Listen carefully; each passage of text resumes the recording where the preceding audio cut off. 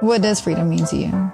For me right now in these moments, it's looking like the freedom of the scarcity mindset and the freedom to receive and feel abundance. It's the freedom to not worry about what others feel or think because this life is mine. Attention, all my creatives. I don't care what kind of creative you are. I need you to listen to me very closely, all right? Or maybe you're just trying to connect with some creatives. I need you to remember this name, Maker's Gym. You guys, Maker's Gym is a new creative co-working concept, the dopest I have ever seen in my life. No exaggeration. Look, it gives its members access to state-of-the-art production studios, production equipment. You get training and educational classes. You get vast co-working amenities, and even better than that, a network of up-and-coming talent and businesses. So make sure you look them up, Maker's Gym. I won't create anywhere else. Check them out, y'all. Welcome to The Dash. You know, The Dash is that tiny line between your life start date and end date. It's your story, the chapters in your book, your journey.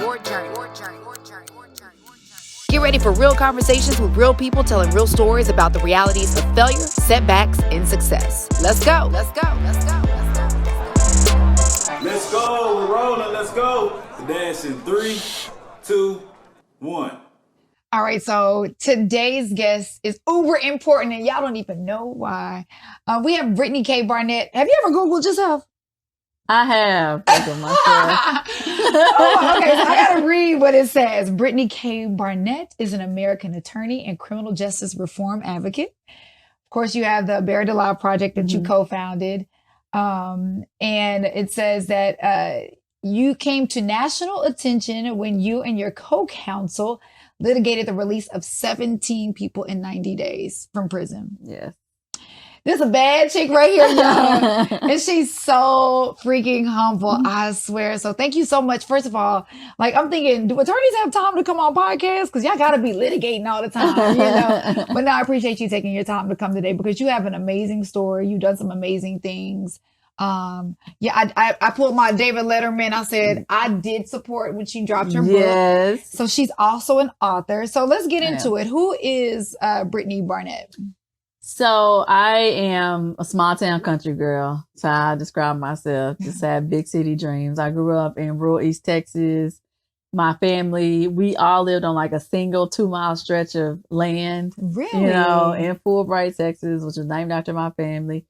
And yeah, I just grew up in the country. My family was really close, you know, and it was me and my younger sister. I played sports. I played basketball from first grade to ninth grade, you know, and my mom was a nurse. I had a really happy childhood. You know, I can honestly say that. But at the same time, my mom was struggling with drug addiction.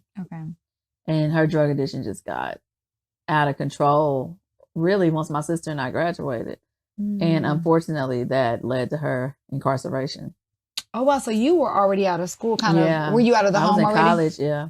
Okay. And then you find out your mom is going to prison. How long did she get sentenced? She received 8 years in state prison. She ended up serving 2.5. Okay. But my mom, was like what I didn't realize then, and I realize now, was like my first like observation of the system, because my mom had a drug addiction that was getting worse and worse. So she had committed a crime, but the underlying reason she went to prison was because she kept failing her drug test. She wasn't getting the treatment and the rehabilitation that she needed. So she wasn't committing new crimes, but she would fail a drug test. She wouldn't while she was on probation. Or she wouldn't show up to report because she knew she was gonna piss dirty, you know? And so at the end of the day, you know, the judge just was tired of it. And that brings up a good point about our justice system. Your mom needed rehabilitation and not to sit in a prison, because what does that do for anybody that's dealing with basically kind of a disease in a sense? Addiction is like a disease, right? Absolutely. So you grew up East Texas. Did you always want to be an attorney? I did. I wanted to be Claire Huxtable from The Cosby Show. I know that's right. Shout out to Claire. I did. Unfortunately, growing up in East Texas, there are hardly any lawyers. And there certainly aren't any lawyers that look like me. And I really grew up more starting to think that becoming a lawyer was like out of my league, like something that I couldn't do. And so I lost sight of those dreams of becoming a lawyer for a while. So when you first went to college, were you getting a law degree or did you go a different route? I went a different route. I was doing accounting. Like Really? I still was thinking that lawyers were just this big shot job, that it was something I couldn't do. And in hindsight, Jade, I realized it's because I didn't know any lawyers. You know, I never saw any Black women lawyers but Claire Huxtable. And I'll tell you this story a lot of people don't know. I was good in math. I'd always been good in math. I graduated high school a year early. And I read a book my senior year in high school called Brothers and Sisters by B.B. Moore Campbell. And in the book, the protagonist was a Black woman who worked at a bank. And all of her friends, her boss, they seemed successful in banking. So I said, okay, I'm going to go to college and major in finance and work at a bank. And that's how I ended up in accounting. You know, a friend of mine, I was majoring in finance. He said, well, you might as well do accounting. It's 360. And so I was like, okay. But it really was from reading a book about a Black woman who I saw myself. Isn't it so interesting where we get our inspiration from? I do these career days called I Am What I See. And it's exactly what you're saying, is that if our kids, and you're a prime example, can't see somebody that looks like them in this space, then there's an intimidation involved and you do feel like it's unattainable. I actually had an attorney go to one of my career days. And so she stands up and she's like, what do you guys think I am? And they go, model. I mean, they're naming off all these other things. She's like, no, I'm an attorney. And one of the kids said, I thought you had to be an old white man to be an attorney. Oh, wow. And that is like, it put it into perspective for me, like exactly what you're saying. Like that is, and so you start to head towards a career in accounting because of a character in a book that you identify with.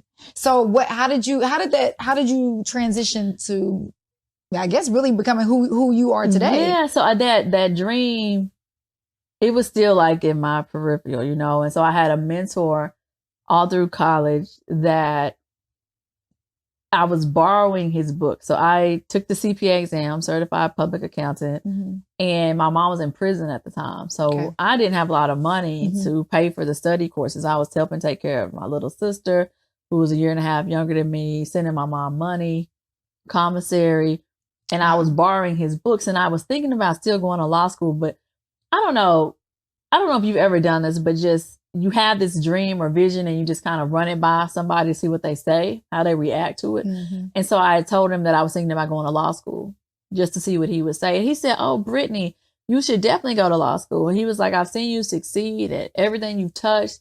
And he said, and I'm starting law school in the fall at SMU.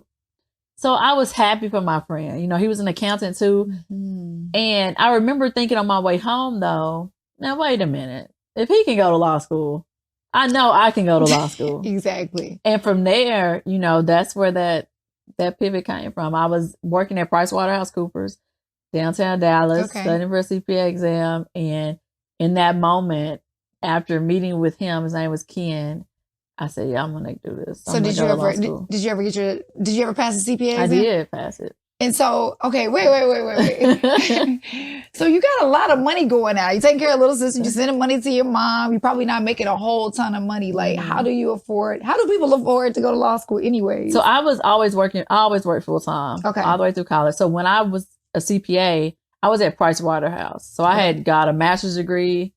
I had a master's degree by the time I was 22, and I was working at a job. I had a nice job. Brittany, you make me feel so college.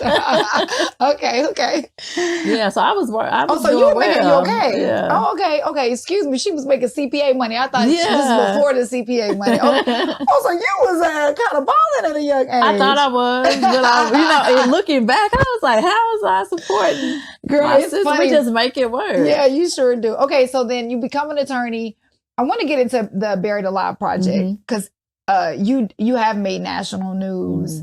I don't know if you like the whole name dropping thing, but we name drop here, okay? Yeah, okay. We gotta, but tell me the correlation between you and Kim Kardashian, because we hear all the time in the news, you know, Kim K got this person out of prison because she advocated for them, but we know she's not an attorney. So, but you guys kind of cross paths in a kind of way. Yeah, for sure. So Alice Johnson, who was my client, she's serving a life sentence for drugs. She'd never been in any trouble before. She's like in her 21st year of incarceration at the time.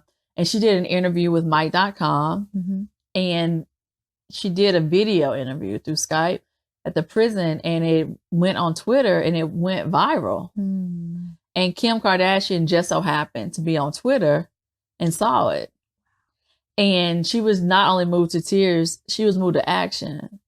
You know, and that's how that initial connection with Kim came, through Alice Johnson's case. And so I worked, you know, the lawyers were working behind the scenes while Kim went and met with Donald Trump and, you know, worked to help get Alice free.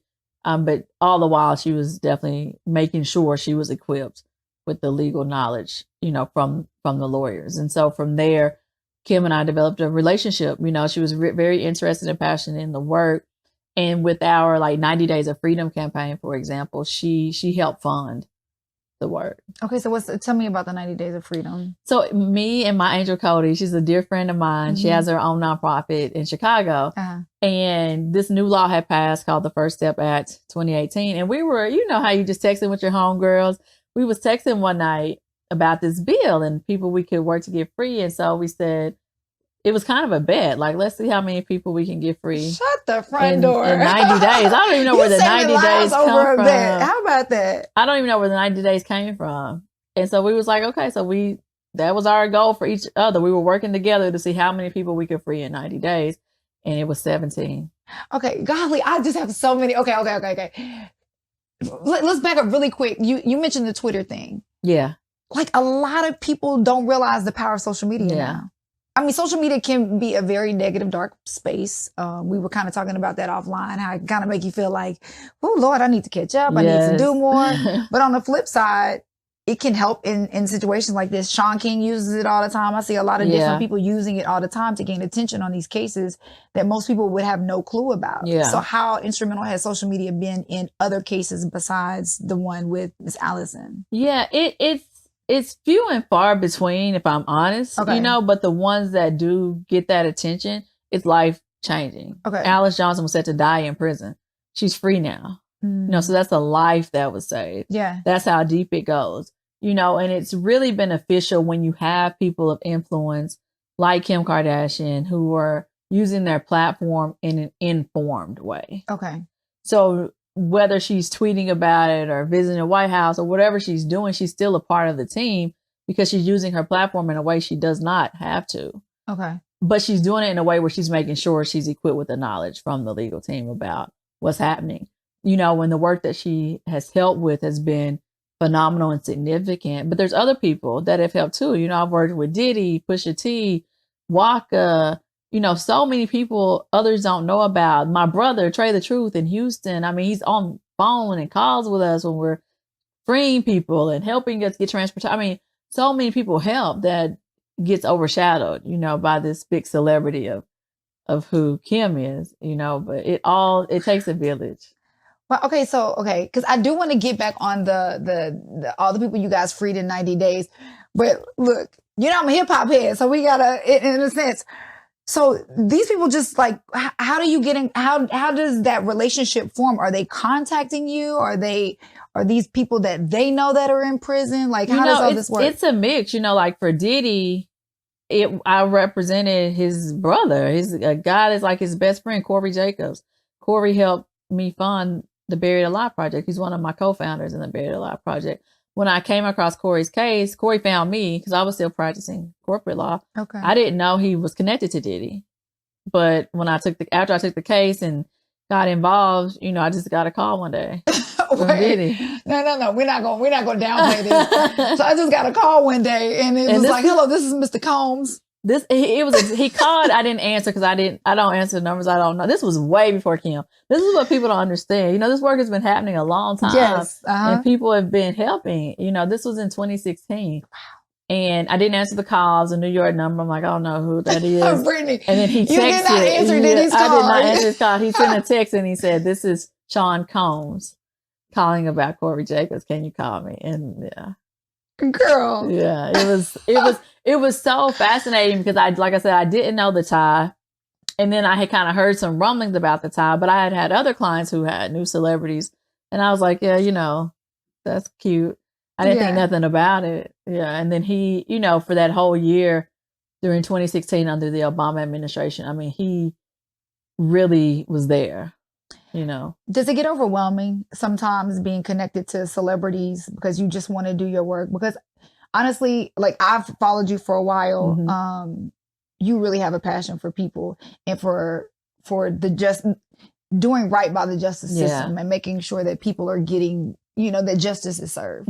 Does it get overwhelming when people want to connect you? Like maybe the celebrity overshadows the work sometimes.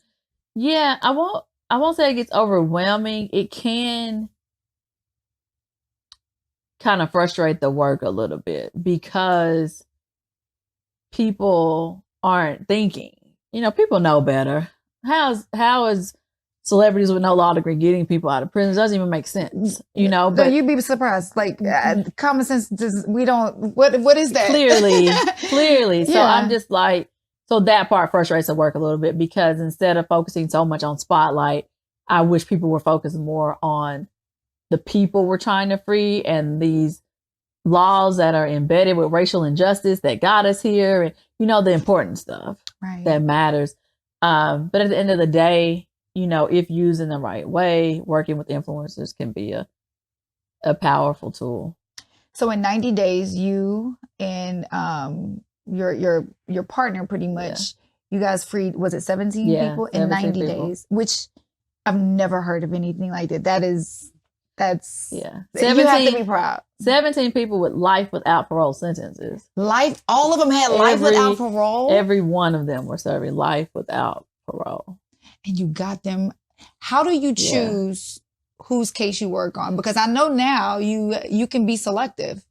Yeah, you know, the thing with the work that we do is we never charge a client. When I was a corporate law, I did every case for free. We still never charge clients. We have more of a nonprofit now, so people fund our work so we can do it.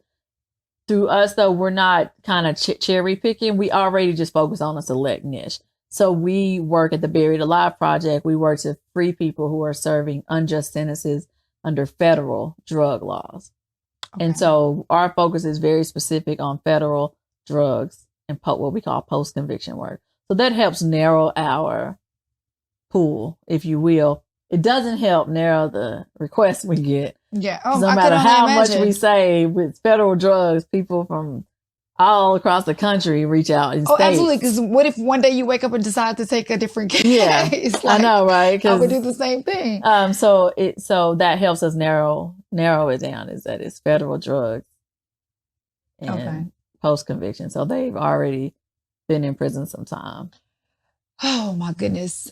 Emotionally, how do you do it? I could not even fathom, because obviously you don't win every case. Or have you? Well, look, she looked at me like, actually. Well, I was thinking, I have personally helped free 35 people, and I've lost 2. So yeah, I did. But they're gonna get free. You know, I like yeah, they're gonna get free. So, but even still, the process, knowing that these people have literally set some 15, 20 years set in prison. How do you keep balance? Like, great, you got to be going to therapy or something. It's a lot. You know, and at a certain point when I first started, because I was a corporate lawyer, I was working pro bono on these. You know, I'm just going. And then I got to the point where I resigned. I resigned from corporate law in 2016 and really followed my passion for this work. And that was a tough decision to make because I was doing very well financially and in the job itself. I was climbing that corporate ladder and I was going so fast and so hard. I didn't take time to stop, you know, but then the same thing happens with anything that's forward moving. You know, at some point you gotta slow down, and then at some point, whether you're slowing down voluntarily or involuntarily, you know. And so for me, my clients really help with that self-care. Like Corey Jacobs, who I was telling you about, he was serving life at the time. He taught me how to meditate from prison. So he's serving life, I'm in corporate law, and we would meditate at the same time every day. And he was teaching me the practice of meditation. And thankfully, you know, we got him free. He's doing amazing now. He works as senior advisor to the chairman for Combs Enterprises. He's traveling the world. He's just an amazing soul that was set to be locked away forever. Wow. Would have missed out on all this opportunity. Yes. And so he taught me to meditate. You know, Sharonda is just always cooking for me and just helping me out. She was serving life for drugs. But I'm also just really digging into a deeper form of self-care. Like writing the book really gave me a chance to reflect too. And knowing that I have to put myself first and really working to regulate my nervous system and reprogram or deprogram so I can really feel again what that looks like to put myself first. So that's a process. That is a strong statement. Deprogramming so you can know what it feels to put yourself first. I don't know that yet. And that is a process. It's a process. And I worked with a couple of amazing healers. Oh, they're amazing women. And each one, you know, any good therapist or healer, whatever direction you go, you know they're good because they lead you back to yourself. And I'm working with one now. Her name is Jade. She's amazing. And through this, you know, that's what they're doing, helping me find my way back home to myself. Well, kudos to you for taking that time to do that. Okay, so you did mention the book. You guys still go support. It's I got this one on Amazon, but it's everywhere, right? Yes, everywhere. So tell us briefly what the book is about, and then I want to talk about what you're doing now. Yeah, so the book is it's a memoir. It's a true story about my life growing up in East Texas and really my journey of understanding injustice in the courts, of genius languishing behind bars, and the understanding of the evolution of the definition of freedom itself for me. And I say all the time, as I was working to free my clients, they were freeing me too.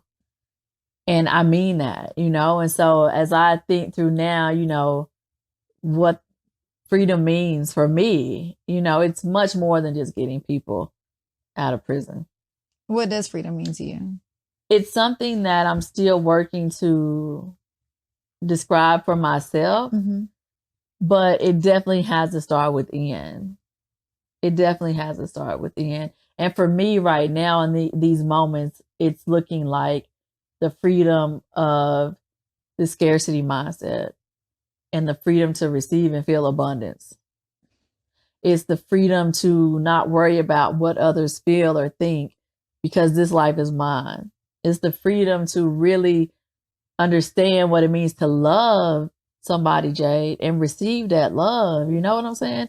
That is something that we get ingrained in ourselves of like not even knowing I don't even want to be touched, you know, let alone actually feeling and really being loved. You know, I've been this hard Brit for so long and just trying and doing whatever I had to make it happen, you know, and I'm ready to be vulnerable and soft and really embrace the feminine side of me more. Trying to gather myself. I feel you, girl. Whew. Yeah. I think I could not have said it any better, but that is my sentiments as well. So I appreciate you sharing that. What do you wish people knew about people that are in prison, that are fighting for their freedom? What do you know, or what have you encountered that most people would never know? It's something that people know, they just don't want to see. That people in prison are human beings with heartbeats. They breathe just like us. They put their pants on one leg at a time just like us. They made bad decisions, but they're not bad people. And some of the most brilliant people I've ever met in my life are my clients. I'm not even saying that in a way that is full of any fluff. My clients are some amazing people. And every one of them, I represent people who sold drugs. No one's taken away from that, the damage that caused the communities, any of that, you know, but they paid for it. They understand the far-reaching impact of their actions, you know, with that. But when you take away the illegal product, they're entrepreneurs. And with that comes a brilliance and a creativity and an innovation that we have to tap into. And so really just understanding that the work we do through the Buried Alive Project, we are unlocking people and potential. Oof. Woo, Brittany, girl, come on now. I love it. That is so real. And the reality of it is, most of us have done things as well. We just didn't get caught. That part. Okay. That part. And so that humanization of it, the really centering the human element. And that was my goal for the book. Like I wanted people to feel the heartbeat on every single page. And I was very intentional about that and pouring that, you know, into the book. And it's helped, you know, it's helped free a lot of people, a lot of lives, you know, but, yeah, it was something I wouldn't trade for the world. But my next book is going to be about how I freed myself. I can't wait to read that one because you already up in here letting me know how free I need to be. So let's talk about what's next. So what are we continuing along the same lines? Are we pivoting? What are we doing? What is Brittany doing now? Yeah, so I built, you know, some amazing nonprofits, Girls Embracing Mothers. We work with girls whose mothers are incarcerated. We partner with Texas Women's Prisons the past 9 years now. I have Buried Alive Project.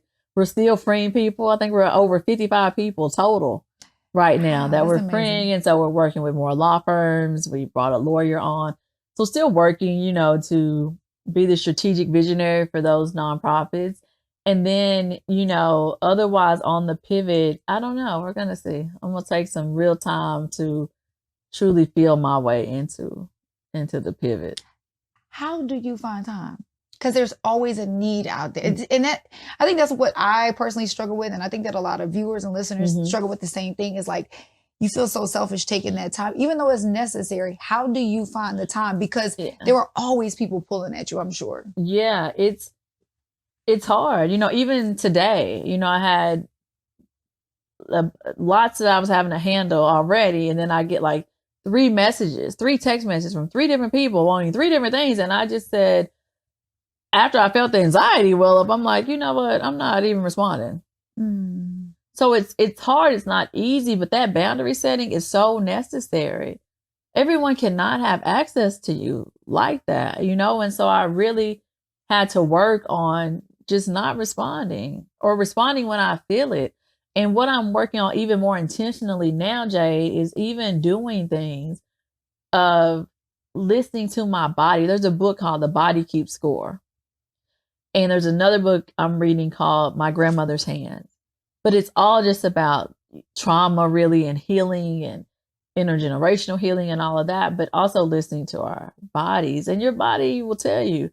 Like when I was on my way here, my chest wasn't tight. I couldn't wait to see you, you know? Good. But there's other times where I have meetings or someone I want to meet, and I feel in my body tenses up. And I've really been listening and like, hey, I'm not going to do that right now. Or I may not do it ever. That's very admirable to finally get to that space. It takes time. It's still not easy, you know, because I'm always, yes, I'll help here. I'll be there. I'll help here. But I can't. I'm just one person, you know? Yeah. Now, I appreciate you. It's funny you talked about humanizing people that are incarcerated, but I think that you humanized yourself to me today, because sometimes you do seem like Superwoman, you know, like think about all that you've accomplished. It's like, again, like, boy, let me tell you, the devil of comparison is like, dang, I really got to do more with my life. But it's so, this is what this podcast is about, is allowing people to see that we all kind of have the same struggles. We all are dealing with the same issues of not knowing how to set boundaries, anxiety, trying to do too much, you know, just not really finding the balance, not being as self-aware as we think that we are, and listening to our bodies. And I appreciate you coming in and just being so vulnerable. And I really, really, truly do. Is there anything you'd like to share? Like, if there's anybody that's tuning in, would you like to leave us with something? Because you've already dropped. I'm going to watch my own episode of this several times. You've definitely helped. But are there any last words you'd like to share? You know, I just want to encourage people listening to just know something my dad told me years ago in a poem that I still have, and is my happiness and well-being is not open for debate. no matter what that is. And so following your passion, it's so cliche. Like, what is your heart calling for you to do? What is your body calling for you to do? And following that and being audacious and bold with it. It was very difficult for me to make the decision to leave corporate law. I was making really good money. I was still able to get people free, and my dad, I went to talk to him. He's like my voice of reason always. And he said, he's listening to me vent about my concerns of leaving corporate. And he said, Brittany, stop worrying about the challenges and imagine the possibilities instead. And that's what I would leave people with. Imagine the possibilities. Life is so short. And even coming to the realization, I had to acknowledge myself that I am overworking myself. I am unhealthy because of it, physically and mentally and spiritually. I am not living my best life because I'm living everybody else's best life. Like, I had to really be open and honest with myself about that so that I could be open and honest with others, but so change, and heal that and free myself from that. And doing that by just imagining the possibilities of when my mind is free, if I can do all this under the most oppressive systems, what can I do if I'm in positions to flourish and be happy and create? I just want to tap into that side of me, the creative, innovative, fun side of Brittany that people don't even know. And I'm not gonna lie, but I have honestly seen you bring it out of your shell a little bit on social media. Yeah. I'm like, okay, Brittany. And it's fun to watch. It's fun to kind of watch the small transitions that everything is not so serious. Yeah. Again, that human side, which, I cannot wait to see what you do. I can look, endless possibilities. So one last question, because you mentioned your transition from corporate into doing what you do now. Was there ever a moment that you were like, did I make the right decision? I still think that. And it's been 5 years, but especially when I left, because it took a lot to get me there, right? And like, we could have a whole nother podcast on this. But I'm a Pisces, so I'm very intuitive. And a couple of weeks after I left corporate, I felt things I had never felt before, like almost depression, anxiety. Like, what did I do? And it's just part of the growing pains. Nothing comes from comfort zones, as they say. It's so true. But it was a roller coaster. And then I hit the ground running under the Obama administration with clemency. And then Trump is elected. So I'm stopping. And I'm like, really, then I'm like, what did I do? I left my job, So definitely. And that's okay. That's what I'm learning too, to be gentle with myself. Okay, so you have to promise me you're going to come back, because she's not going to come back as an author or the attorney.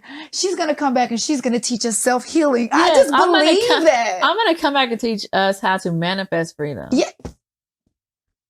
I'll be back. Is that the title of the new book? That's the title of the new book. Thank you. So tell everybody how they can contact you. You promised me you're going to come back. I promise you I will be back. Okay. Yes, people can follow me in this healing journey and whatever else happens, in my life, on Instagram at Brittany K Barnett, Facebook, Brittany K Barnett, Twitter, Miss MSBKB, or my website, BrittanyKBarnett.com. She's amazing. Oh my gosh. #goals. We're going to manifest freedom next time. We're going to manifest freedom. I appreciate it. Thanks for the support. Make sure you subscribe to the Dash Podcast YouTube channel. Also, we're available on Spotify, Apple Podcasts, Google Podcasts, and more. And feel free to share with some family and friends. Thanks, guys.